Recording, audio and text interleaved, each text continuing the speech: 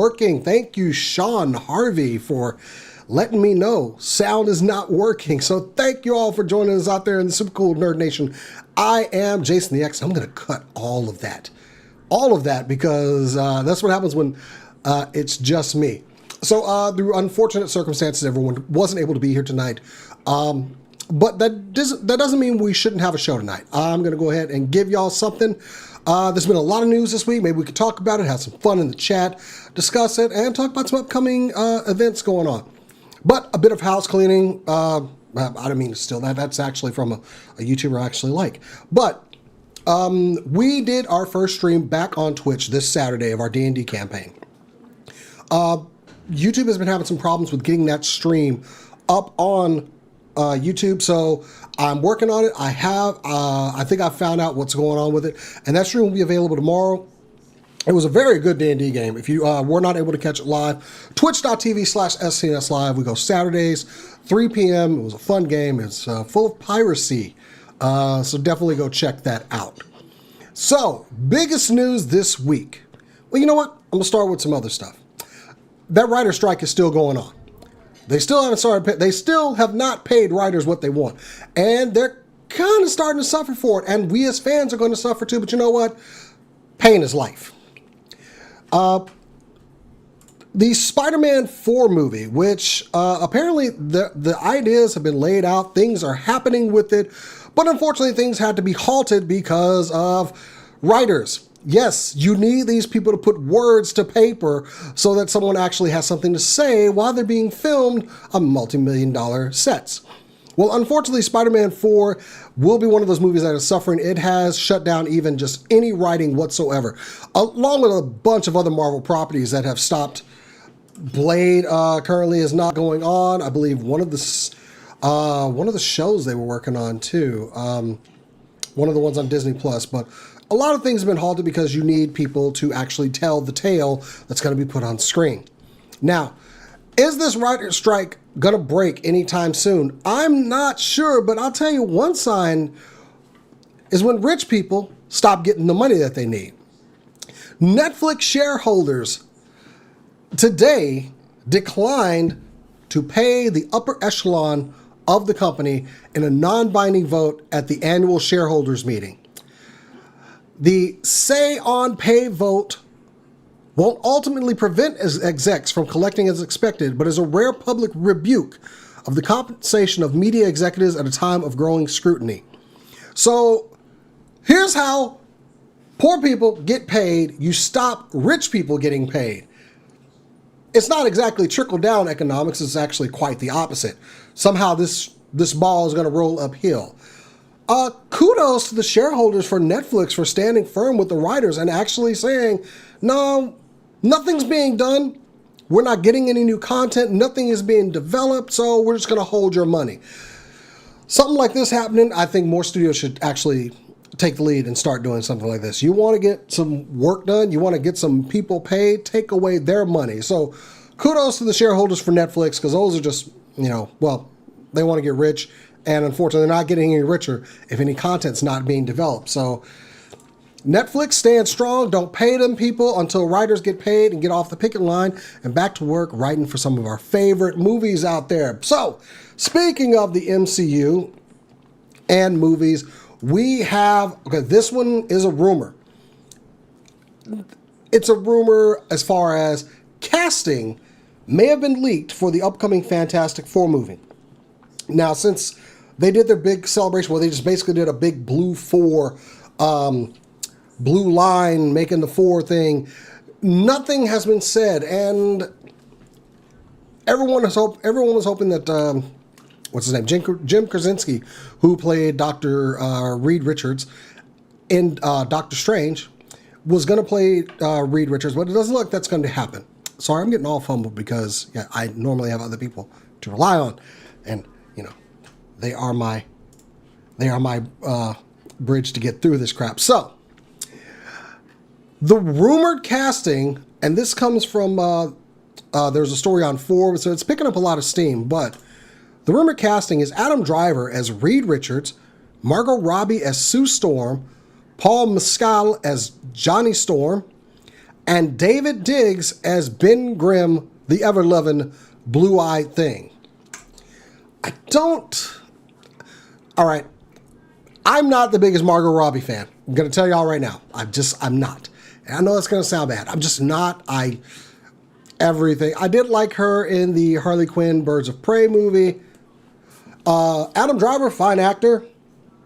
I do believe he would do a good job as Ben Grimm.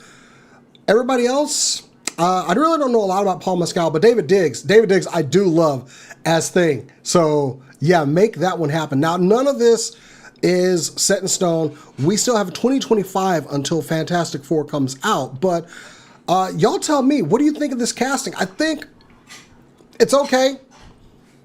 I have my reservations about Margot Robbie. I'm just not a fan. I'm not sure why. I know a lot of people, how could you not like Margot Robbie? I just don't. So I'm pretty sure there are other blonde-haired actresses we can get to play Sue Storm. But you know what? David Diggs, honestly, I have not seen Hamilton, but I know he was really good. And he's currently, he's in Little Mermaid as Sebastian. I could see this. He's doing a lot of the VO work. I could see that. And Paul Mescal, I saw people saying that Johnny Storm should be more handsome. Don't say stuff like that. It's not nice. It's not very nice at all.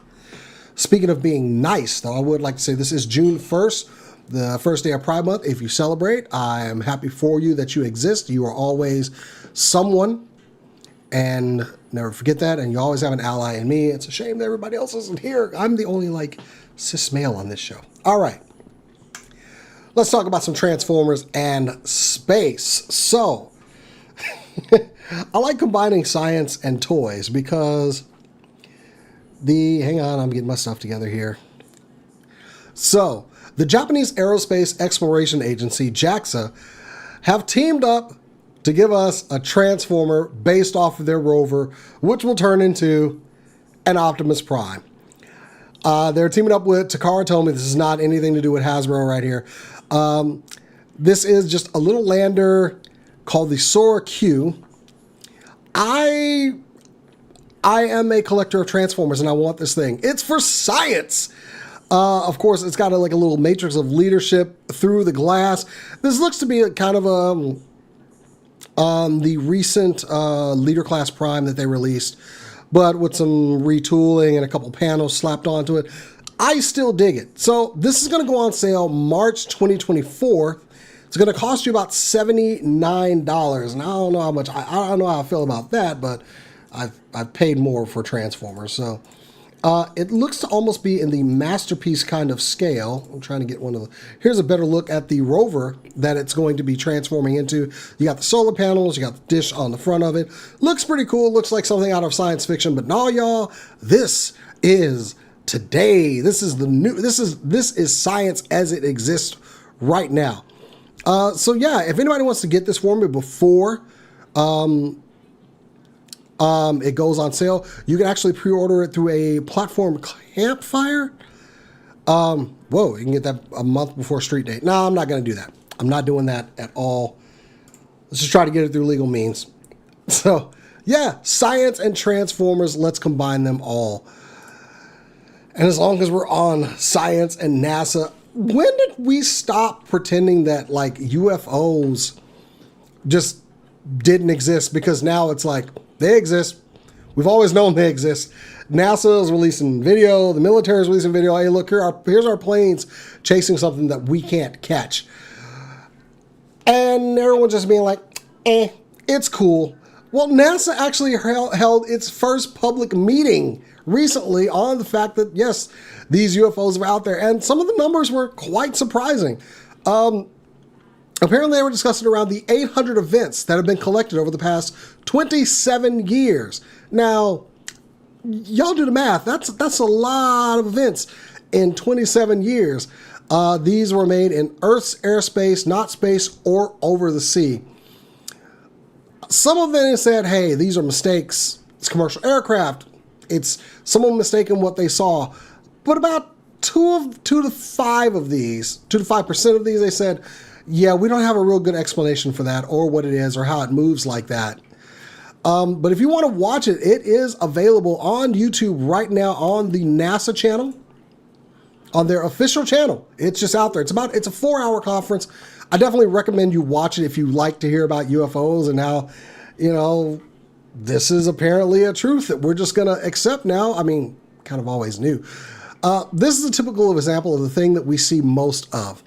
We see these all over the world, and we see these making very interesting apparent movements, said Sean Kirkpatrick, the director of the U.S. Department of Defense's All-Domain Anomaly Resolution Office, ARROW.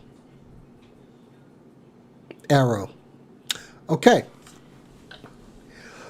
So, yeah, but they do go into some of the scientific study of what they're looking at. And I definitely recommend, if you got some time, put it on board. It's kind of something like a little podcast you can listen to, put in your ears. It's kind of a cool thing. I'm just like, wow, oh, wait, I had a picture for that. I had a picture I was going to set up because this is the famous video from a Navy fighter jet that tried to catch something that was in the air, and they were unable to. So, yeah, we're just going to pretend like this is a thing. So, gaming news. The only gaming news I really have for you guys is I've been playing a lot of The Legend of Zelda Tears of the Kingdom. The game, I sped run my Jedi Survivor experience just so I could get into Legend of Zelda. And I got to tell you, it is one of the most unique Zelda games I have bought, mainly because it's combining some of that stuff that you love if you like Minecraft. There are lots of ways you can solve a problem, and there's really no wrong way to do it. So I'm having a lot of fun. I think I'm up to like about 40 shrines. I'm trying to get a full stamina wheel. But I've always loved Zelda games because it's truly one of those, you have to have a montage. You have to go and do things to be strong enough to fight the big bad. And I am not ready to get murked by Matt Mercer as Sexy Ganon. So, yeah, I'm working with my guy. I think I got Link up to like 9 heart containers, almost a full stamina wheel. Actually, I only got 1 more bar on my stamina wheel. Yes, it is playing right over here. If y'all want me to stream some of that sometime, we are back to streaming on our Twitch channel. We can do it over there. Please let me know. The game, however, I'm trying to find copies of Legend of Zelda sold.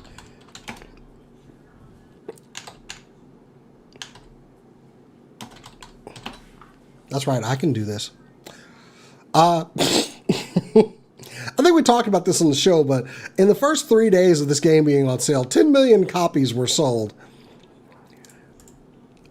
Wow. So officially, as of March 2023, the game came out. I guess this is pre-sales. 130 million units sold worldwide. Yeah. I can't. 31 million copies. Oh, wait, that's Breath of the Wild. Sorry, getting my numbers mixed up. I don't think they have anything. After 10 days, after 10 million copies in 3 days, how much further can you go?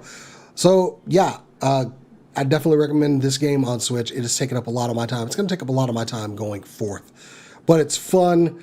It's the same vein as Breath of the Wild. Pretty much me and Cora are rocking it all the time and trying not to spoil each other with things that we find, so... let's see. I don't think I have much else. I just wanted to do kind of a quick news recap. I think we only went about 15 minutes or so.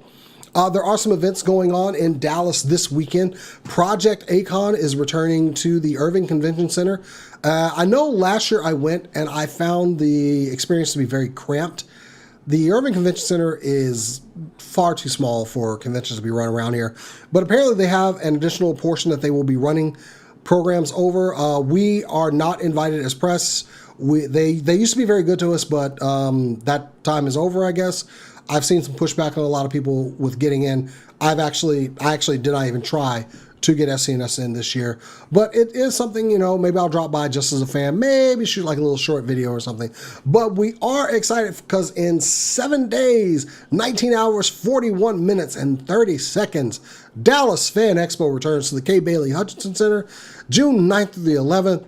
This is a loaded card. There is so much going on. Now, of course, there are celebrities, voice actors, stuff to buy, but I like to point out that there are some friends of ours that will be conducting some things at Fan Expo. There is a D&D group that is going down, and it's going to be live playing all weekend. Hang on, let me find my friends who are doing the thing.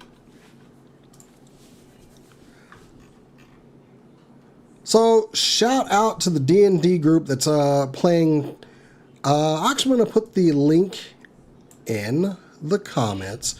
If you are attending Dallas Fan Expo, I'll put it in there after the show goes off. Oh, how did you like the new Ninja Turtles trailer? That's the link if you want to go sign up to play some D&D at Dallas Fan Expo. How did I like the new TMNT trailer? Loved it. I love the art style. I think I definitely was more sold with this trailer than the last one. I was actually going to play it on this. I don't know why I didn't grab it.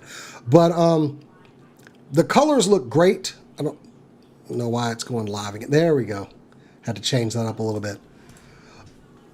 I like that they're going with a younger version of the Ninja Turtles. At this point, I enjoy all incarnations of the Ninja Turtles. Even Rise of the TMNT, I kind of crapped on because I was coming off that other Ninja Turtle show. And honestly, I got into it. It was really good. But this movie, I'm loving the art style. Kind of reminds me a little bit of the art style used in Spider-Verse.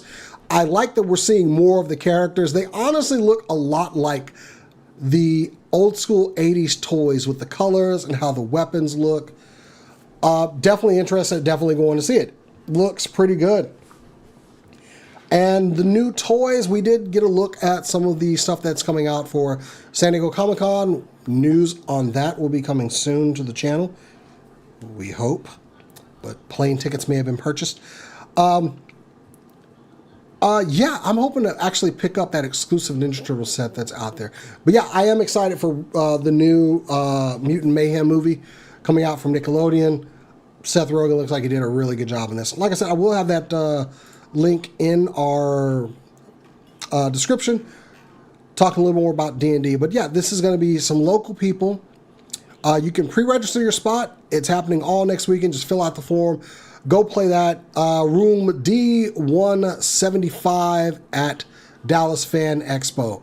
But back to the card, man. I'm really hoping some of my favorite stores are there. Who do we have that's... Oh my God, I can't even go through this list. It is just massive. Lots of opportunity to meet up with some of your favorite stars, some of your voice actors. Check it out. Try taking the train down there. It'll actually save you a couple bucks and not trying to find parking. Lots of comic creators. Let's see. Who are our cosplayers that are there? Let's see. Cosplay guests. Sparrowhawk, Saddle Up. I'm hoping to have a cosplay ready for this and square up with Saddle Up. Because he's a Batman cosplayer. He's a fine Batman cosplayer. But I might have his weakness. Lucky Graham, Gotham Gal cosplay. Not a lot of cosplayers this year, honestly. That's only 7 guests I'm seeing. Tattoo artists. I'm not liking you get tattoos at cons, but there are a lot of tattoo artists I'm seeing 10 tattoo artist guests. I'm sorry, my math is wrong. 13 tattoo artists at Dallas Fan Expo. But anyway, looks like it's going to be an exciting event. It's going to be huge. Definitely recommend y'all check that out. Awesome. I agree. It looks so good. Yes, it does. That art style is magnificent. Anyway, yeah, that's all I wanted to do. Just give you guys a heads up, let you know what's going on out there in the world. Hopefully, we will see you guys next weekend as our pre-Dallas Fan Expo show. And we'll hope to give y'all some good interviews and some sights and sounds. Definitely want to capture the cosplay red carpet at Dallas Fan Expo. Anyway, like the video, subscribe to the channel. We will catch you guys next time. And as we always say around here, keep on nerding. I'm trying to do things and talk. It's very awkward. Bye, y'all.